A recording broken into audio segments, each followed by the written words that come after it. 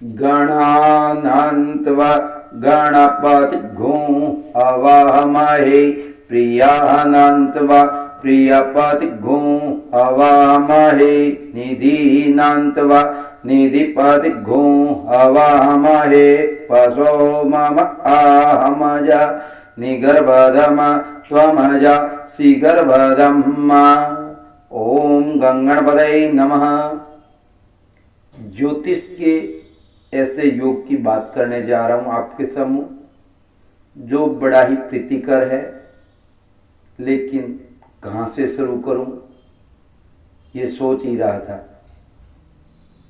यह युति बुध और शुक्रदेव दोनों की युति जन्म कुंडली में किस प्रकार से परिणाम देती है। बुध को विष्णु का दर्जा प्राप्त है, वहीं शुक्र को माता लक्ष्मी का दर्जा।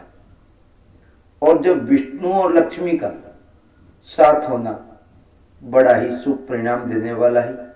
महाधनी योग, राजयोग घटित का कारण ही बनता है। वहीं विष्णु को राजकुमार बालक की संज्ञा दी गई है और शुक्र को भोग की संज्ञा। जब राजकुमार को ऐश्वर्य का भोग प्राप्त होता है तो स्वतः ही चेहरे पर चमक और रौनक आना स्वाभाविक हो ही जाता है।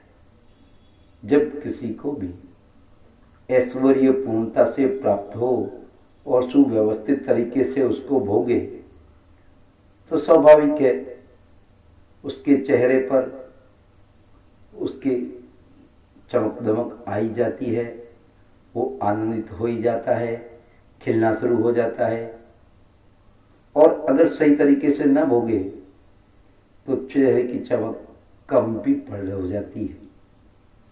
सही तरीके से भोगना भी अनिवार्य है, शुद्धता के साथ, पवित्रता के साथ। बुद्ध को ज्ञान का, वाणी का, स्वर का, आंख का, नाक का, गले का कारक माना गया है। शुक्र को कला का, ऐश्वर्य का कारक माना गया है। जब वाणी और कला का तालमेल सही तरीके से हो तो आदमी सब कुछ पा ही लेता है। इसलिए तो इस योग को कलानिधि योग भी बताया गया है। वहीं बुध और शुक्र आपस में परम मित्र है। यह किस प्रकार से कुंडली में सही परिणाम देंगे इस पर मैंने एक पहले भी दिया है, उससे मैं संतुष्ट नहीं हुआ, तब ये दूसरा प्रोग्राम देने जा रहा हूं। यह तो तय है कि जिस भाव में भी युति बनेगी उस भाव की वृद्धि होना तो तय ही है, लेकिन कहां अच्छा घटित होगा, बहुत ही अच्छे परिणाम देगा, उसके भी कुछ नियम सिद्धांत काम करते हैं महाराज। सबसे पहले इस बात का ख्याल होना चाहिए, बुध और शुक्र जन्म कुंडली में पत्रिका में कारक हैं या फिर मारक, इस बात का ख्याल कर लेना चाहिए शुक्र और बुध कितने अंशों का अंतर है। बुध और शुक्र में 7 अंश का अंतर है तो युति बहुत ही अच्छा फल घटित होगा। अगर बुध 5 अंश के हैं और शुक्र 27 अंश के, तो दोनों के बीच 22 अंश का अंतर, यह परिणाम कुछ कम घटित होगा। यह परिणाम थोड़े कम देगा तो अवश्य, लेकिन जितने देने चाहिए उस प्रकार के परिणाम प्राप्त नहीं होंगे। अब इस बात का भी ख्याल कर लेना चाहिए, बुध कौन से नक्षत्र में है और शुक्र कौन से नक्षत्र में है विराजमान है। अपने मित्र क्षेत्रीय नक्षत्र में तो अच्छा फल देंगे, वहीं शत्रु क्षेत्रीय नक्षत्र में बैठे हो तो फल अच्छा नहीं होगा। अब एक बात और भी ध्यान रखने योग्य है, यह सब बातों को ख्याल करने के बाद ही इन युति का परिणाम घटित होगा। बुध और शुक्र की युति केंद्र स्थानों में या त्रिकोण भाव में हो रही है। केंद्र 1, 4, 7, 10 और त्रिकोण लगन, पंचम और भाग्य भवन, जहां से शिक्षा का विचार किया जाता है, संतान का विचार किया जाता है वह पंचम भाव, जहां से विचार व्यक्तित्व का विचार किया जाता है वह लगन स्वास्थ्य का, और जहां भाग्य और धर्म का विचार किया जाता है भाग्य स्थान। तो इन स्थानों में हो जाए तो परिणाम अच्छे ही घटित होंगे। हालांकि शुक्र छठे और 12वें भाव के कारक होते हैं, लेकिन यहाँ यह स्थिति घटित नहीं होगी, परिणाम इतने सुंदर प्राप्त नहीं होंगे। कुछ अन्य परिणाम प्राप्त हो जाएंगे अवश्य, लेकिन जो बुध और शुक्र की युति के परिणाम प्राप्त होने चाहिए उन परिणामों में कुछ कमी आएगी। अब बुध और शुक्र की कौन सी राशि में हो रही है उसका भी विशेष फल प्राप्त होता है। इस बात का भी विशेष ध्यान रख लेना चाहिए। वृषभ राशि में, तुला राशि में, मिथुन राशि में, कन्या राशि में होने पर परिणाम अच्छे प्राप्त होते हैं। कुल मिलाकर कहूं तो शुक्र और बुध स्वगरी हो, उचके हो, मित्र क्षेत्री हो, साथ ही त्रिकोण या केंद्र में हो तो परिणाम अच्छे ही प्राप्त होते हैं। यह कब परिणाम फलित होते हैं? विशेष तौर से महादशा, अंतरदशा, प्रत्यंत दशा, सूक्ष्म दशा में अवश्य ही देते हैं, चाहे वह बुध की हो चाहे शुक्र की हो। जिस कुंडली में मिथुन, कन्या, वृषभ, तुला, मकर, कुंभ लगन है, इन लग्नों में बुध और शुक्र कारक बन जाते हैं। त्रिकोण या केंद्र में बैठे हो तो अच्छे परिणाम देते हैं। अब क्या अच्छे परिणाम देंगे? जातक को मान सम्मान, गुणवान, संस्कारी, विनम्र, अभिमानी, विद्यावान, नीतिवान, तेजस्वी तो बनाते ही हैं। ऐसे जातक आनंद और स्वभाव वाले मदमस्त मौजी स्वभाव के होते हैं। ऐसे व्यक्ति अपने स्वयं की मेहनत और विवेक से पूर्ण सफलताएं हासिल कर लेते हैं, पूर्ण ऐश्वर्य का भोग करते हैं। भाग्य इनका कदम कदम पर साथ देता है। जब भगवान विष्णु और माता लक्ष्मी का आशीर्वाद बन रहा है तो फिर कहना ही क्या। इसलिए तो इसका नाम लक्ष्मी नारायण महाधनी योग, लक्ष्मीनाथ योग, कलानिधि योग के नाम से संज्ञा दी गई है। उनके पूर्ण नाम अनुसार यतो नामः ततो गुणः फलीभूत होता है। जिस बच्चे में यह योग बनता है वह स्वयं तो ऊंचाइयां प्राप्त कर लेता है, सफलताएं अर्जित कर लेता है, लेकिन इस बात का माता पिता को भी ख्याल रख देना चाहिए, ध्यान रख देना चाहिए। यह महान कलाकार बन सकता है, इनकी ओर ध्यान देना चाहिए।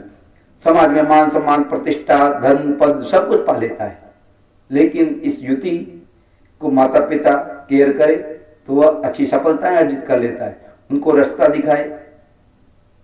बुध और शुक्र की युति त्रिकोण यानी कि लग्न पंचम भाग्य स्थान में हो तो सुंदर तो होगा ही, सुशील, आकर्षक, तेजस्वी, समझदार, सूझबूझ वाली पत्नी भी प्राप्त होती है। मन के अनुसार चलने वाली, घर परिवार का नाम रोशन करने वाली, समाज में मान सम्मान दिलाने वाली पत्नी प्राप्त होती है। यदि यह युति पंचम भाव में हो तो बहुत ही नसीब वाला व्यक्ति होता है, धन खूब होता है, दिखने में सुंदर, कला क्षेत्र में उच्च नाम करता है, उच्च पद प्राप्त करता है। और यही अगर युति दशम भाव में हो तो व्यक्ति अच्छा बिजनेसमैन, नौकरी, एडमिनिस्ट्रेटिव ऑफिसर, उच्च पद प्राप्त करने वाला, समाज में मान सम्मान पाने वाला, सब कुछ ऐश्वर्य भोगने वाला, माता पिता का भक्त होता है, माता पिता का नाम गौरवान्वित करता है, माता पिता की सेवा करता है। बुध और शुक्र दशम भाव में युति अच्छा सेल्समैन, वाणी के माध्यम से ऊंचाइयां प्राप्त करने वाला होता है, बोलने में पूर्ण निपुण, वाक्पटु, अच्छी शैली वाला, बिगड़े काम का भी सुधार कर देने वाला, अपना काम अच्छी तरह से निकालने वाला, कृष्ण बुद्धि वाला, शार्प बुद्धि वाला, अपनी मेहनत से, काबिलियत से धन, मान, सम्मान प्राप्त कर लेता है। इन व्यक्तियों के लिए अच्छी प्लानिंग बनाने वाले भी होते हैं, अच्छी योजनाओं को सफल बना देते हैं।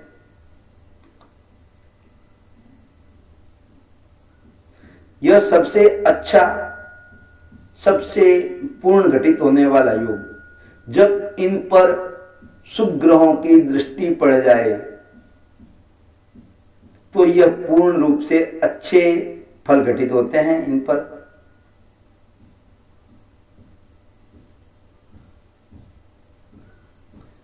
जैसे देव गुरु की दृष्टि इन पर पड़ जाए तो शुभ ग्रह की दृष्टि पड़ते ही महत्वपूर्ण योग घटित होने वाला हो जाता है।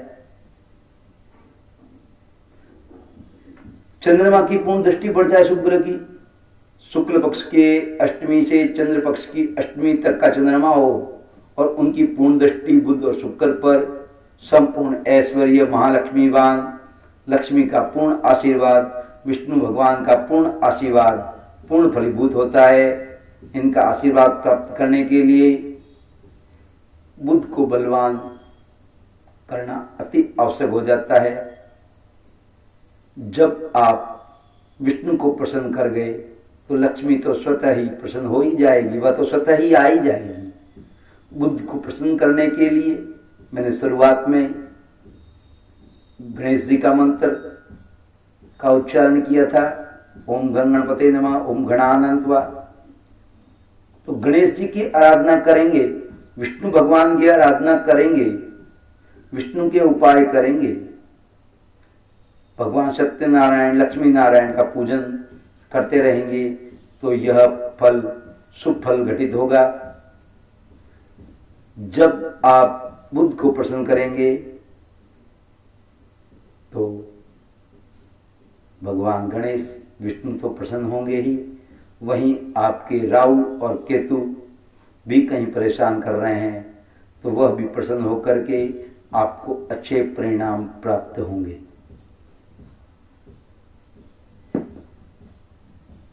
आपको यह कार्यक्रम अच्छा लगा हो तो शेयर अवश्य करिएगा। इंतजार किस बात का, माँ लक्ष्मी भगवान विष्णु का आशीर्वाद सदा आप पर बना रहे, इसी आशा के साथ नमस्कार नमस्कार नमस्कार। आपने प्रेम पूर्वक मेरी बात सुनी, इसके लिए तहे दिल से बहुत बहुत धन्यवाद।